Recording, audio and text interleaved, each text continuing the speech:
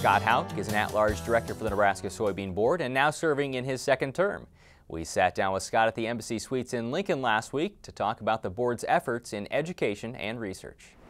Well, Jeff, we always see the ads for biodiesel, animal ag support, and which creates demand for our soybeans and soybean meal, and which are both very important to us. I mean, they're great importance to our industry.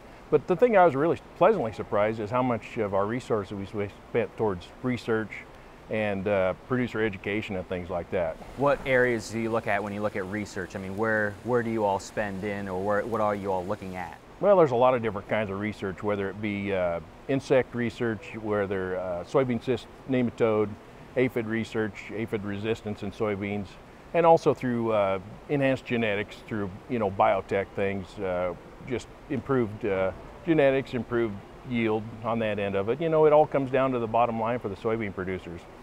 Have there been some major advances, do you think, or has there been ground made in those areas, especially soybean cyst nematode? It seems like they're finding out more things about it. Oh yeah, definitely. We've made some great strides in soybean cyst nematode. It's a hard thing to understand, especially down in my area in south central Nebraska. We think we have it some years, we think we don't. It's a much bigger issue east of us, in eastern Nebraska, but it's one of those things, if you had it every year, maybe you'd be able to understand it better, but we don't. So it's kind of a hit and miss thing, but I think we're getting a little better handle on it, but we've also got a long ways to go too. What do you hear from producers? I mean, what do you hear from other farmers? What do they want to see money in, or what are they happy about? Are they concerned about anything in general and specifically? Well, every area's got their certain issues. We've got some stem borer issues down in our part of the country that nobody else really seems to have. You get in northeast Nebraska, like Interstate 80 north, you've got some aphid issues that, they're more concerned about that.